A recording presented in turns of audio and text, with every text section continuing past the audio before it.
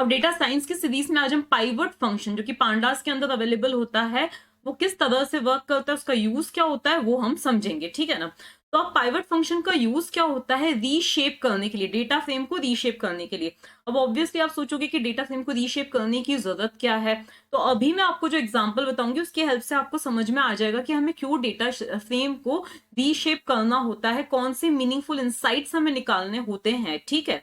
तो देखो हमें क्या करना होता है, जो भी डेटा फ्रेम है उस पर हम क्या लगाएंगे, पाइवट फंक्शन लगाएंगे, ठीक है।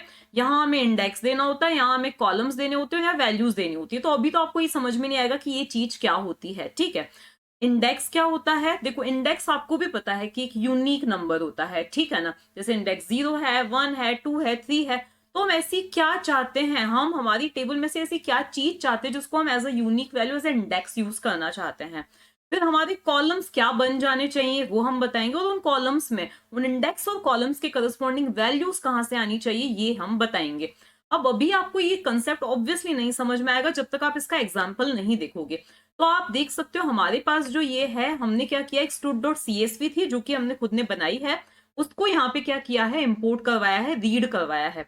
तो आप ये CSV फाइल देख सकते हो, यहाँ पर क्या है, स्टूडेंट्स के नाम है, ठीक है, और 3 सब्जेक्ट्स हैं, पाइथन, वेब डेवलपमेंट और दूसरा फिजिक्स। इनमें इनके स्कोर और ग्रेड हैं। तो देखो आप देख सकते हो जिया की 3 एंट्रीज हैं, जिसके क्यों 3 एंट्रीज है, क्योंकि उसके पाइथन में सब्जेक्ट्स, वेब डेवलपमेंट में और दूसरा फिजिक्स में सब्जेक्ट, स्कोर और ग्रेड यहाँ पे स्टोर कर रखिए। इसी तरह से अनुष्का की भी 3 एंट्रीज है, क्यों, क्योंकि उसके भी 3 सब्जेक्ट्स की यहाँ पे एंट्रीज हो रखी है, ठीक है। इसी तरह से नेहा और अंकित की भी 3 एंट्रीज हमने कर रखी है, ठीक है। अब देखो पहला हमारा एम जो है वो ये है कि मैं ओवरऑल क्या करना चाहती हूँ, हर एक सब्जेक्ट को, देखो पहले मैं एक काम करती हूँ, पहले आपको ये फंक्शन लगा के बता देती हूँ, ओके। तो यहां पर मैंने क्या किया है, सपोज मैंने df2 इज इक्वल्स टू यहाँ पे लिख दिया df डॉट, मतलब df मेरी क्या है, डेटा फ्रेम का नाम है, डॉट मैंने लगाया, यहाँ पे सिर्फ हम लिखेंगे पाइवट, ओके। पाइवट लिखने के बाद इंडेक्स में मैं क्या चाहती हूँ, सब्जेक्ट्स आ जाने चाहिए, ठीक है। तो टोटल सब्जेक्ट्स कितने हैं, web development, physics and Python है, ठीक है। अच्छा डेफिनेशन में एक और चीज जो बताना मिस हो गई थी वो क्या है, it allows you to transform long data format, जो हमारा लॉन्ग डेटा फॉर्मेट है उसको हम वाइड डेटा फॉर्मेट में कन्वर्ट कर सकते हैं, ठीक है। तो यहाँ पे मैंने index is equals to, suppose मैंने दे दिया इंडेक्स इज इक्वल्स टू, यहाँ पर मैंने दे दिया सब्जेक्ट, ओके। तो यहाँ मैंने दे दिया सब्जेक्ट, ओके। इसके बाद कॉलम्स इज इक्वल्स टू, तो कॉलम्स इज इक्वल्स टू मेरा क्या आ जाएगा, कॉलम्स में मैं देना चाहती हूँ स्टूडेंट के नेम्स, तो यहाँ पे मैंने दे दिया नेम, ओके। और इनमें वैल्यूज कहाँ से आनी चाहिए, तो इनमें वैल्यूज मेरी आनी चाहिए स्कोर में से, मतलब उनके स्कोर आने चाहिए। देखो ये एग्जाम्पल 1 होने पर ही आपके काफी सारे कंसेप्ट जो है वो क्लियर हो जाएंगे। तो यहाँ पे मैंने दे दी वैल्यूज इज इक्वल्स टू, और वैल्यूज में मैंने क्या दे दिया है, स्कोर प्रोवाइड कर दिया है, ठीक है। इसको हम रन करके देखते हैं पहले। तो df2 मैं इसको प्रिंट करवा रही हूँ, तो अब हम देखते हैं कि आउटपुट में क्या आ रहा है। तो यहाँ पे कुछ एरर आ रही है, pivot got an unexpected keyword column. तो यहाँ पर मुझे जैसे कि मैंने बोला था कि यहाँ पे क्या आएगा, कॉलम्स आएगा, मैंने टाइप गलत किया है। तो अब आप यहाँ पे देख सकते हो कि अब क्योंकि यहाँ पे वेब डेवलपमेंट के अंकित के मार्क्स मिसिंग थे, इसीलिए यहाँ पे कुछ ऐसा रिजल्ट आ रहा है। तो यहाँ पे हमें ना सब्जेक्ट वाइज मिल रहा है कि फिजिक्स में अंकित के कितने मार्क्स है, अनुष्का के कितने हैं, जिया के कितने हैं एंड नेहा के कितने हैं, ठीक है। तो अब अगर आपको कोई बोले कि फिजिक्स का टोटल या फिजिक्स का ओनली आप एवरेज निकाल के बता दो, तो आप इजीली निकाल के बता सकते हो, ठीक है। इसी तरह से कोई बोले कि पाइथन का पूरे का एवरेज निकाल के बता दो, आप इजीली निकाल के बता सकते हो। या यहाँ से अगर आपको कोई बोले कि ओनली अंकित के मार्क्स का एवरेज निकाल के बता दो, आप बता सकते हो, अनुष्का के, जिया के, नेहा के एंड सो ऑन आप निकाल के बता सकते हो। तो आपने आपके लॉन्ग फॉर्मेट को इस वाइड फॉर्मेट में कन्वर्ट कर दिया, जिससे आप मीनिंगफुल इंसाइट्स देख सकते हो, निकाल सकते हो। देखो यहाँ पे क्या हो रहा था कि यहाँ सिर्फ हमने एंट्रीज कर रखी थी, ठीक है, जैसे हमें पता चली हमने एंट्रीज कर दी। यहाँ पर आप देख रहे हो कि हमें कुछ मीनिंगफुल रिजल्ट्स भी मिल रहे हैं, ठीक है। अब नेक्स्ट वीडियो में हम पाइवट टेबल देखेंगे, जिसमें अपने आप ही हम क्या कर सकते हैं, सिर्फ एक पैरामीटर को पास करेंगे और एग्रीगेट फंक्शंस वगैरह बहुत सारी चीजें हो सकती हैं, ठीक है। तो अभी तो सिर्फ हमने इतना काम किया। सपोज हम इसी चीज को थोड़ा सा चेंज कर देते हैं, यहाँ पे मैंने इस चीज को किया कॉपी और यहाँ पे कर दिया पेस्ट, ठीक है। अब क्या चेंज करें, मैं इंडेक्स में दे देती हूँ, यहाँ पे नेम दे देती हूँ, तो यहाँ पे मैंने दे दिया नेम, और कॉलम्स में मैं क्या दे देती हूँ, हमारा सब्जेक्ट दे देती हूँ, तो यहाँ पे मैंने दे दिया सब्जेक्ट, ओके। ये दे देने के बाद अब रिजल्ट थोड़ा सा अलग आ चुका है। इन चारों स्टूडेंट्स के नाम आ गए और फिर इनका जैसे कि एक रिपोर्ट कार्ड टाइप आ गया है कि इसके फिजिक्स में इतने मार्क्स है, पाइथन में इतने हैं, वेब डेवलपमेंट में मिसिंग है, ठीक है। इसी तरह से अनुष्का के फिजिक्स में इतने हैं, पाइथन में इतने हैं और वेब डेवलपमेंट में इतने मार्क्स हैं, ठीक है। तो इसी तरह से हमने इसको क्या कर दिया है, चेंज कर दिया है, ठीक है। अब ये जरूरी नहीं है कि हम सिर्फ स्कोर ही दे सकें।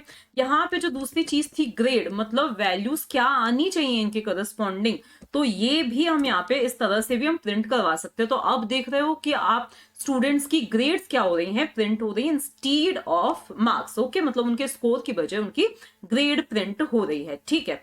अब दूसरी चीज ये आती है, देखो ये पाइवट फंक्शन में कुछ लिमिटेड चीजें ही कर सकता है, ओके। जैसे कि आपने देखा कि जस्ट हमने रीशेप करके हम कुछ एनालिसिस कर सकते हैं इजीली, ओके। अब यहाँ पे एक और चीज है कि मान लिया, देखो यहाँ पे मेन दो चीजें चल रही है, एक है नेम और दूसरा क्या है, सब्जेक्ट है, ठीक है।